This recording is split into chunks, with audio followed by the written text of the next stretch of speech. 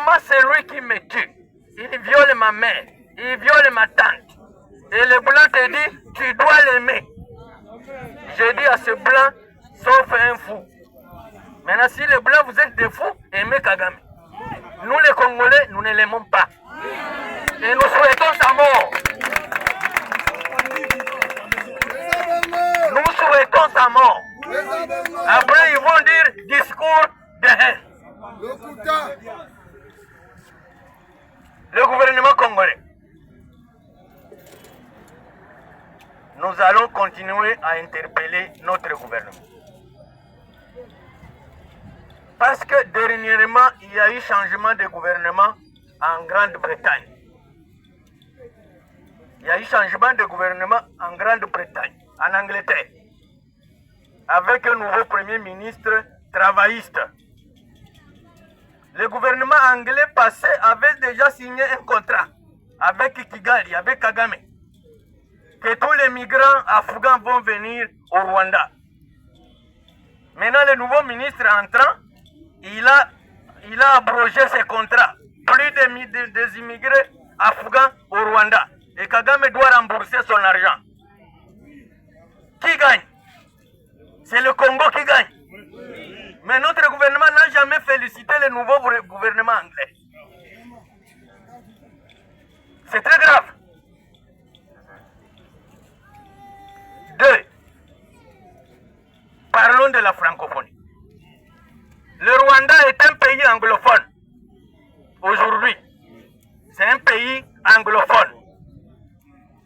Et c'est ce pays qui préside la francophonie. Et nous allons entrer dedans, comme des aveugles. Nous faisons quoi dans cette francophonie? Cette francophonie nous aide en quoi? Maintenant, il cite toutes les guerres de la terre, sans citer la guerre du plus grand pays francophone, qui est la RDC. Est-ce que notre place est dans la francophonie? Non. En même temps, le même Rwanda préside le Commonwealth, c'est-à-dire le pays qui parle l'anglais. Qu'est-ce qu'est devenu le Rwanda?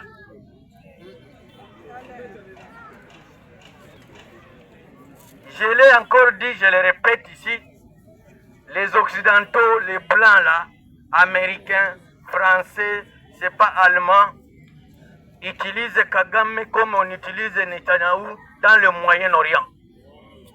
Netanyahou attaque le Liban, il attaque le Gaza, bientôt il va attaquer l'Iran. Et quand on tue un seul Israélien, tous les Blancs, les cheveux s'élèvent. Mais ils ont déjà tué 42 000 Palestiniens. Personne ne lève le doigt. Et c'est comme ça que Kagame aussi dit au Congo, si vous osez dire non, Kagame est en train de nous tuer, discours de haine. Notre gouvernement doit avoir les yeux gros pour bien voir et analyser le contexte politique et économique mondial d'aujourd'hui. Parce que le gouvernement congolais devait être représenté au procès de Charles Onana. Il devait être là. Et ça pouvait se constituer partie civile, comme disent les juristes. Ne soyons pas des rêveurs, soyons réalistes. Vous voyez ce qui se passe à l'est du pays. C'est devenu une balkanisation de fait. Parce qu'il n'y a plus de volonté de se battre. Il y a 3 jours, l'M23 a installé un chef coutumier à Rutshuru. Et apparemment, notre armée a dit non, nous sommes en trêve. Quand tu dis que tu ne vas plus te battre, c'est-à-dire que tu as cédé la partie occupée, non? Et la partie occupée est 10 fois plus grande que le Rwanda. 1000 fois plus riche que le Rwanda. Mais on n'attend plus comment l'armée se mobilise pour aller récupérer ces espaces conquis. Alors, nous souhaitons bonne chance à Charles Onana. Nos grands-parents, nos ancêtres doivent le protéger. Pour les chrétiens, ils vont dire que c'est Jésus, je concède. Oui. La grand-mère aussi va protéger. Et nous pensons que nous méritons mieux comme respect à travers le monde. Nous sommes un grand pays. Nous devons nous comporter comme un grand pays. J'ai suivi quelqu'un hier à Bruxelles ou à Paris qui disait que le Congo c'est l'un des pays les plus riches.